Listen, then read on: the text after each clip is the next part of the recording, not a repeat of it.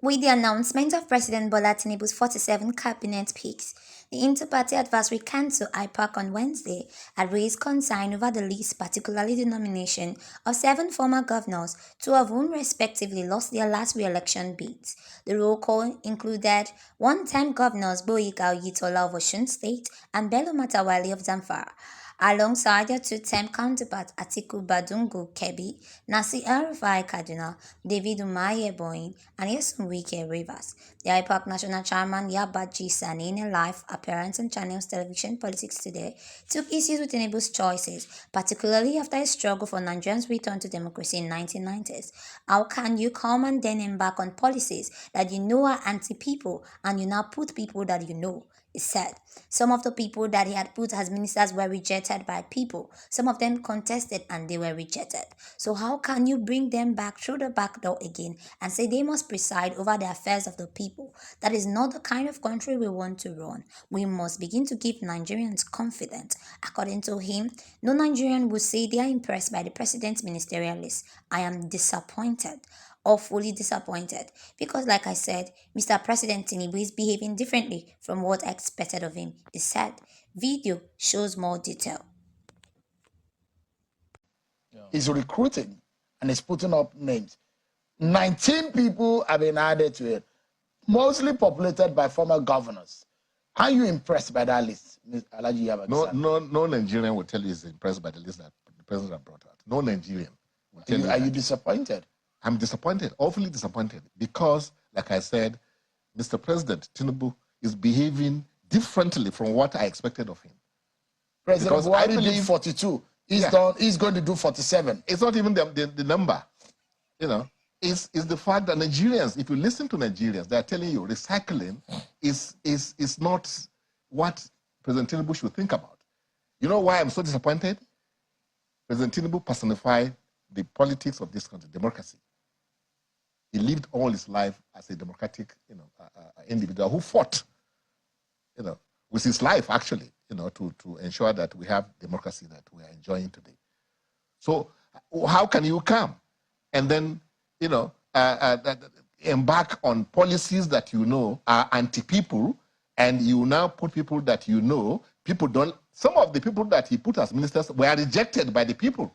Some of them contested and they were rejected.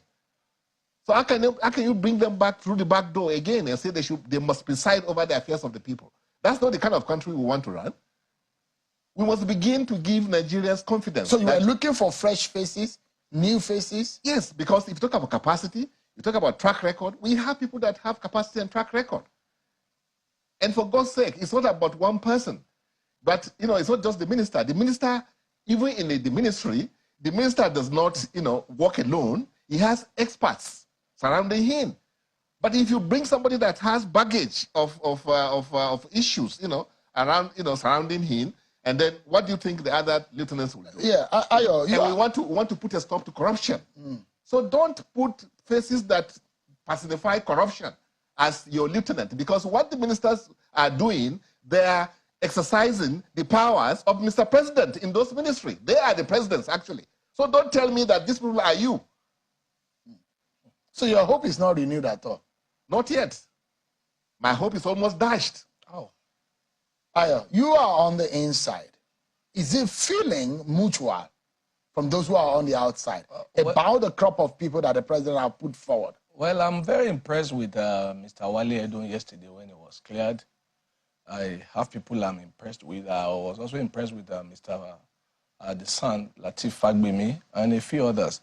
The other people, I will have to wait and see, because I don't want to talk about things I really have little knowledge about. I was impressed by my Egbon Nasir El-Rufai, the former governor of Kaduna State. Yeah, he knows his onions. I think there are a few good names there. However, for the other ones, they will have to prove themselves. And I don't want to dismiss. Do you imagine, Ayo Yalo, that your party, Bola Tinubu government, would bring former governors and a lot of critics have said bringing some of these governors is just for political benefits. They're just paying back maybe those who owes some political. Sometimes we like to jump onto cliche.